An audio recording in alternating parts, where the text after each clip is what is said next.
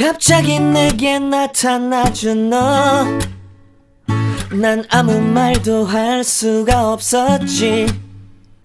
첫눈에 반한다는 이야기가 널 보는 순간 이해가 됐어. 매번 야야야야야 불러 널 야야야야, 내 맘을 고백하려고 타이밍만 보는 나. 그런 나를 넌 보며 왜 그러냐고 묻네. 너 때문에 I'm going crazy. I'm going crazy. 무뎌져 버린 내 가슴이 뛰어. I'm going crazy. Yeah. 시간은 계속 흘러만 가고 기다리다 지쳐 그만 널 놓칠까봐. 하지만 성급한 나의 고백을 넌 거절할까 두려워서. बच्चों को 2 घंटे पढ़ा लिया और पढ़ाते टाइम मैंने शूट नहीं किया था। फिर बच्चे ना फ़ोन में लग जाते हैं। सक्षम की बुक्स खाली पड़ी हैं, उनको उठा के रखती हूँ। वो गया पापा के साथ छत पे और श्रीजा करिए अपने क्वेश्चन आंसर।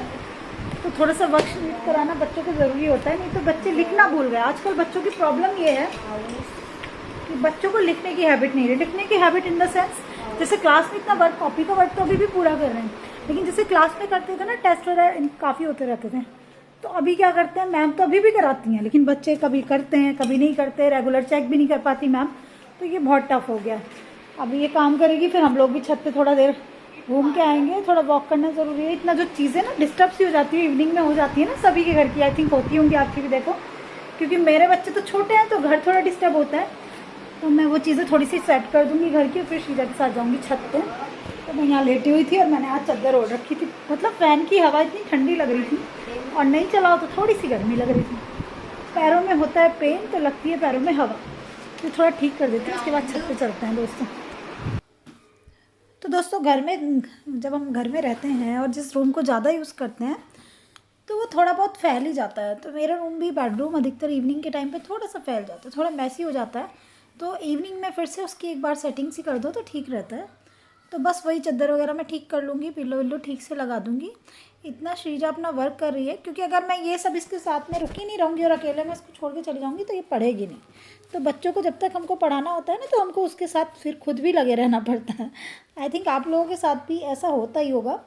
और देखो, अपने बच्चे पढ़ते हैं तो अपने आप को भी शांति सी रहती है। और इस टाइम पे मुझे लगता है सबसे बड़ा लॉस ना बच्चों की पढ़ाई का हुआ है। चाहे आप कितनी भी फ़ीस भर रहे हो स्कूल्स में और कितना भी टीचर्स ऑनलाइन क्लासेस ले रही हैं, लेकिन उस लेवल की पढ़ाई नहीं हो पा रही है जैसे बच्चे पहले हमारे पढ़ते थे।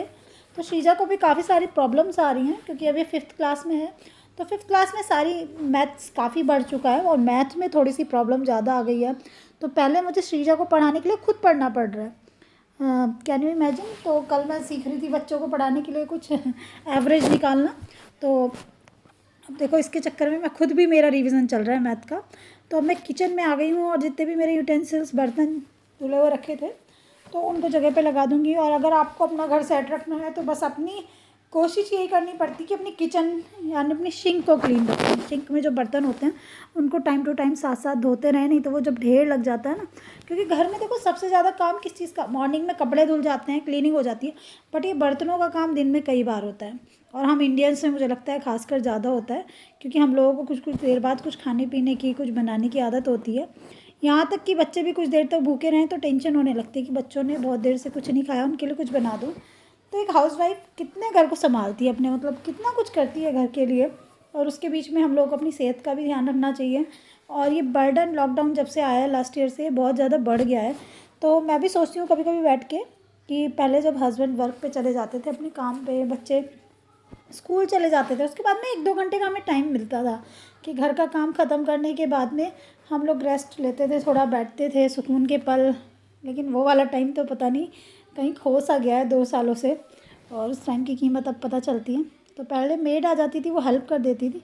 मेड का मतलब ये नहीं होता कि मतलब वो पूरा काम करती है, देखो वो थोड़ी सी हेल्प करके जाती हैं। क्योंकि अभी क्या है, पहले जॉइंट फैमिली होती थी, मुझे याद है अपने घर पे भी, जैसे हम बच्चे थे, हम देखो पहले टाइम में तो कई बच्चे होते थे, तो वो ना किसी ने कुछ कर लिया, किसी ने कुछ कर लिया, घर का काम पता नहीं चलता था। बट लेकिन एक ही इंसान पे सारी चीज़ें आ जाती हैं, तो हाउस हेल्पर की ज़रूरत पड़ती है। तो ये जो मेरे बर्तन पड़े हुए हैं इनको मैं क्लीन कर लूँगी, और क्लीन करके इसलिए जाऊँगी छत पे, क्योंकि जब एक अच्छे से मूड के साथ में छत पे से घूम के आते हैं ना, तो उसके बाद ये सब करने का मन नहीं करता। और डिनर की तैयारी भी मैं अधिकतर करके जाती हूँ जब छत पे जाती हूँ। तो अभी डिनर में मैंने सोचा भी नहीं कि मुझे क्या बनाना है क्या नहीं बनाना, क्योंकि इन लोगों का मूड चेंज होता रहता है, क्या नहीं खाएंगे क्या खाएंगे, तभी बना लूँगी जल्दी से, कुछ लाइट सा ही बनाऊँगी आई थिंक। और बस ये काम कर रही हूँ। और मुझे लगता है आप लोगों पर भी इतना ही बर्डन आ रहा होगा काम का जितना मुझे लगता है आजकल, लेकिन ठीक है, स्माइल करते हम कर रहे हैं अपना काम, और करते ही रहना है अपने काम को हमेशा। छत का व्यू देखो कितना सुंदर आ रहा है, हर एक चीज़ कितनी फ्रेश और कितनी अच्छी लगती है ना। हाँ, पेड़ सुंदर से लगते बारिश का पेड़ भी ऐसे लगते हैं सुंदर सुंदर, और छत देखो कैसी हो गई है। हमने छत पे एक्सरसाइज की, कुछ मज़ा किया, फिर हम नीचे आ गए। और नीचे आने के बाद सबसे पहला काम, क्योंकि लगभग 7 o'clock हो जाते हैं जब हम लोग नीचे आते हैं, तो उसके बाद में दिया लगाना होता है तुलसी जी का और अपने मंदिर का, क्योंकि जब तक मंदिर का दिया नहीं लगाओ ना, तो कहते हैं कि घर में अंधेरा पड़ा है, चाहे कितनी भी लाइटें जलाओ। लेकिन एक कहावत है ना, पुरानी मम्मी वगैरह भी कहती थी कि घर में अब तक अंधेरा पड़ा है, दिया बत्ती नहीं किया। तो बस मैं अपना दिया बत्ती कर लूँगी। और ये दिया बत्ती, या अपना देखो, आप किसी भी धर्म से बिलोंग करते हो, उसको करने से ना मन में एक सुकून, एक शांति सी बनी रहती है। और ज़रूरी है ये करना, अपने घर में सुख शांति बनी रहे, क्योंकि दुनिया में इस टाइम पे इतना हाहाकार मच रहा है, तो उसके बीच में अपने घर की सुख शांति की मन्नत मंगाना तो बहुत ज़रूरी है। और मुझे लगता है हर एक हाउसवाइफ अपने कामों को ना बांटे रहती है टाइम टू टाइम के हिसाब से। जैसे मैं भी, मुझे पता होता है कि इस टाइम पे ये काम करना है, और वो काम अगर उसी टाइम पे कर लिया जाए तो बेटर रहता है। अगर वो काम टल जाता है तो बड़ी मुश्किल हो जाती है। तो दिया लगाने के बाद अधिकतर रोज़ का मेरा ये काम होता है कि जो दूध होता है ना, बॉयल करके रखती हूँ मॉर्निंग में फ्रिज में, तो उसके ऊपर जो मलाई जम जाती है उसको उतारने का होता है, क्योंकि इस टाइम पे मलाई नहीं उतारती तो फिर रात में, और इसको खाली करके दूसरे बर्तन में पलट देती हूँ, फिर रात में दूध बनाते टाइम पे प्रॉब्लम होती है। और मलाई को भी उतार के रखना बहुत ज़रूरी होता है, फिर ये मलाई टूट जाती है तो ये दूध में ना अच्छा सा स्वाद नहीं देती। तो हर एक चीज़ हम लोगों की फिक्स रहती है सभी की आई थिंक आदत पड़ जाती है कामों को करने की। किचन का वर्क तो हो गया कंप्लीट, जितना भी डिनर विनर बनाने का काम था अभी किया नहीं है, तो मैंने सोचा इस वीडियो को कंप्लीट करती हूँ। इससे पहले मैं आपको प्रोडक्ट का रिव्यू देती हूँ। तो ये मेरा जो है ना, मैंने आपको दिखाया था ग्रिल सैंडविच मेकर, मैंने काफ़ी टाइम से इसको यूज़ कर रही हूँ, एंड अभी मैं इसका रिव्यू दे रही हूँ आपको। और जब मैंने ये शो किया था अपनी वीडियो में, तो मेरे कई सारे फ्रेंड्स का कमेंट भी आया था कि आप प्लीज़ इसके बारे में बताना। तो चलिए मैं बताती हूँ। और इसका रिव्यू देने का मेरा कारण सिर्फ ये भी है कि जब भी मैं भी यूट्यूब पे कुछ नया और कुछ इंटरेस्टिंग सा देखती हूँ ना, मुझे लगता है कि यूज़फुल है हमारी किचन के लिए, तो मैं उसको उसके बारे में जानने की कोशिश करती हूँ, बाय करने की कोशिश करती हूँ, जो हमारे बजट में भी हो, हेल्पिंग भी हो। हर एक लेडी चाहती है ना, चाहते हो ना आप। तो चलिए मैं आपको दिखाती हूँ इसके बारे में पूरा सब कुछ। तो कैमरा इसी पे फोकस कर लेती हूँ, ठीक है। तो देखिए दोस्तों, ये मेरा कॉनकॉर्ड ब्रांड का है ये, और बहुत ही अच्छा प्रोडक्ट है, मुझे बहुत पसंद आया। उसी के बाद में मैं इसका रिव्यू दे रही हूँ। और इसका रीजनेबल बहुत प्राइस है, बहुत ज़्यादा एक कॉस्टली नहीं है। तो इसमें एक मैंने बड़ा भी देखा था, जो इसमें बड़ा था, जैसे इसमें 2 सैंडविच एक बार में बन सकते हैं, 2 ग्रिल आप कोई भी चीज़ बना रहे हो तो इसमें 2 बन सकते हैं, है ना। जैसे एक ब्रेड स्लाइस इधर आ गई, एक इधर आ गई, तो इसमें 2 बन जाते हैं, और काफ़ी बड़े साइज़ की ब्रेड इसमें बन जाती है। अभी आपको देखने में ऐसा लग रहा है, लेकिन जब आपके अंदर इसके अंदर ब्रेड लगाओगे तो काफ़ी बड़े साइज़ वाली जो ब्रेड है ना, 2 सैंडविच बन जाएंगे। खूब सारा स्टफ लगा के, उसमें खूब सारी वेजिटेबल्स, पनीर, चीज़ सब लगा के बड़े अच्छे से बन जाते हैं।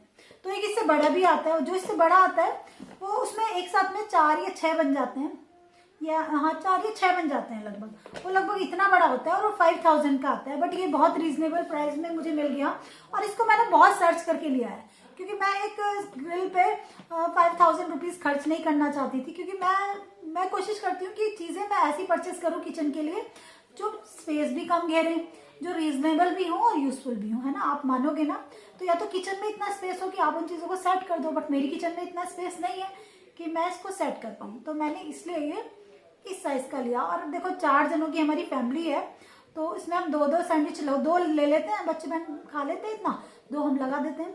तो मुझे नहीं समझ में आया कि उस पर हम 5000 रुपीज़ क्यों खर्च करें। और ये मेरा लगभग 1500 रुपये तक का पड़ गया है। मैं 1500 से थोड़ा सा ही ज़्यादा होगा, 1500-1700 ऐसी कुछ का होगा। मैं आपको लिंक शेयर कर दूँगी, ठीक है। अभी मैं इसके बारे में बताती हूँ। तो देखिए, इसमें यहाँ पे ये बटन दिया होता है, आप इसको ऐसे करोगे ना तो ये पूरा खुल जाता है। अभी मैं आपको दिखाती हूँ। अगर आप इसको पुश करोगे तो ये पूरा ओपन हो जाता है।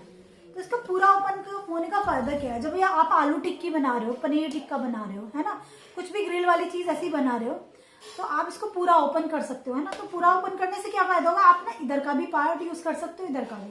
तो इसमें 2, 4, 6, 8, 10, 12 टिक्कियां तक इसमें बड़े आराम से सीख सकती हैं। कैन यू इमेजिन, 12 टिक्की एक बार में सीख जाएंगी और ग्रिल होके वो भी।